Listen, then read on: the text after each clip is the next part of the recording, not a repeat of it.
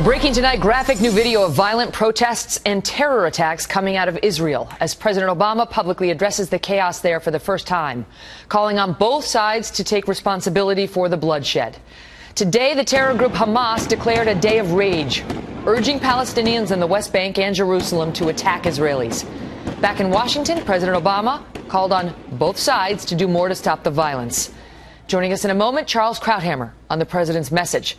But first, new details tonight on one of the most shocking attacks so far, as a Palestinian man seen here squatting and wearing a reflective yellow and white vest manages to approach a group of Israeli soldiers and start stabbing one of them by posing as a journalist. Trace Gallagher has more from our West Coast newsroom. Trace?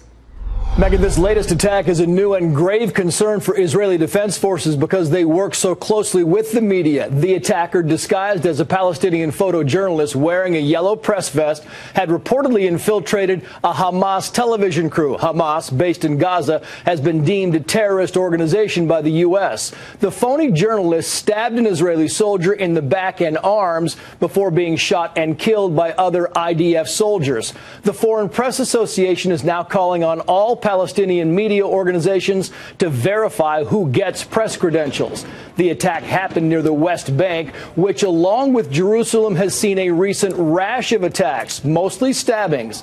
And while the UN Security Council met to discuss how to lower the tension, Israel's new UN ambassador talked about how Palestinian leaders have built an incubator for terror, using television and social media to radicalize their young people, even offering biological tutorials. Watch. This picture you see here is an example of the kind of text that Palestinian children are being exposed to day in and day out, in school, after school.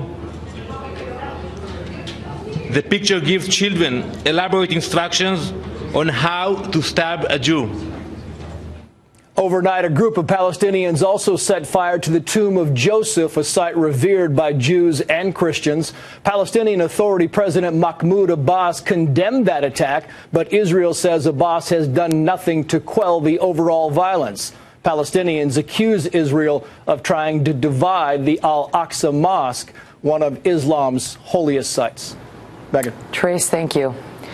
As we mentioned, President Obama spoke to the situation in Israel from the White House earlier today. Listen. We condemn in the strongest possible terms violence directed against innocent people and believe that Israel has a right to maintain basic law and order and protect its citizens from knife attacks and violence on the streets.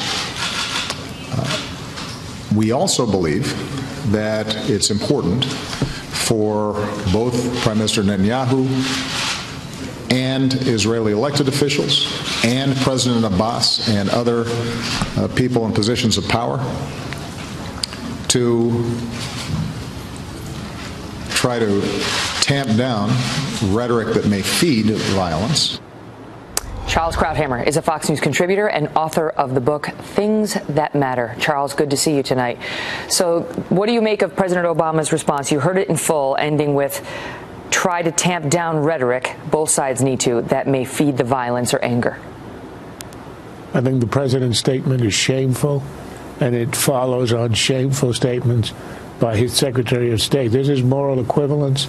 The idea that somehow the Israeli leadership, that Netanyahu is using inflammatory rhetoric. We all know how and why this started. This was Hamas. This was also Palestinian Authority.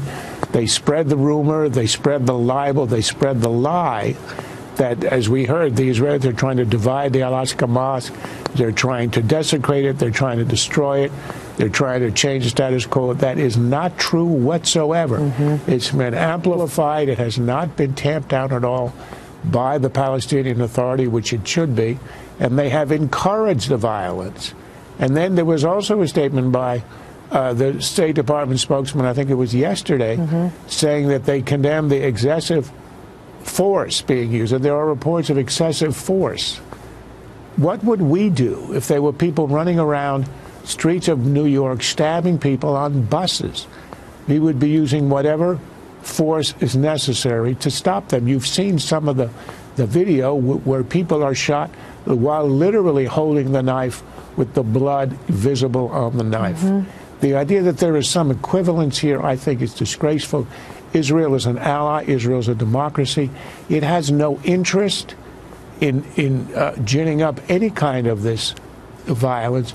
We know who's doing it. Why can't the president simply say, these are acts of terror, and we condemn them, they're based on a lie, and we call on the Palestinian leadership to say that it is a lie and to stop the violence? They won't. And That's not hard to say. He could have done it. He didn't. You mentioned the State Department spokesman Kirby, who actually came out and said yesterday, individuals on both sides of this have been proven capable of, and in our view, are guilty of acts of terror. So he is clearly drawing the equivalence between both sides, saying they're both engaging in terrorism. That in and of itself is a libel. Yes, there have been terror attacks by Jews. They are extremely infrequent. When they happen, they are immediately condemned by everyone in the Israeli parliament, from left all the way to right, including the government. The people are pursued and apprehended and arrested. What happens on the Palestinian side, as we saw, they encourage, they teach their children how to stab a Jew. They spread these stories about them to gin up the violence. They make it an instrument of the state. Hamas does openly. Mahmoud Abbas and the other do it in a slightly more sophisticated way. They've been using terror for 30 years. We know that. And for a spokesman for the United States to imply that there is some equivalence in the use of terror, I think is shocking. Why don't we say what you just said? Why doesn't President Obama make it that clear? And by the way, Ted Cruz is now calling on John Kerry to resign, to step down because of the comments he has made, drawing an equivalence between both sides here. I'm not going to probe the psyche of the president. I will leave that to psychiatrists. All I can say is his behavior has been the most unfriendly, unsympathetic to Israel of any president since the founding of the state in 1948. But everybody always points to the massive amounts of money that we give them. Every time he has an opportunity to demonstrate that, he does. Everyone points to the massive amounts of money we give to Israel, the support of Iron Dome and so on, to counter that argument. Well, I mean, that's been the U.S. military, Israeli military, have had a close relationship and support for 60 years. If he were to stop that, that would be that would be a stab in the back of Israel. That would be a way to abandon it to its fate. So I wouldn't expect any president, no matter how unsympathetic, to create a crisis of that sort. And there would be a huge reaction in public opinion, especially among Democrats, of course, and Republicans, if he tried to cut off the aid to Israel. So to say we support Iron Dome, which incidentally is going to help the United States, Israel is the testing field. The Israelis are the ones who test out the new technology. We will use that in our encounters with terrorists, in our encounters with other forces abroad. So it isn't as if it's a gift. It's something that we're going to use. Of course it helps Israel. But that is on every issue that counts, from the Iranian bomb, where we are going at the U.S. as under Obama, has gone against every segment of the Israeli political spectrum. It isn't just the right-wing extreme, as Obama pretends. They're all against this, all the way to the moral equivalence that we heard today. Charles, thank you. My pleasure.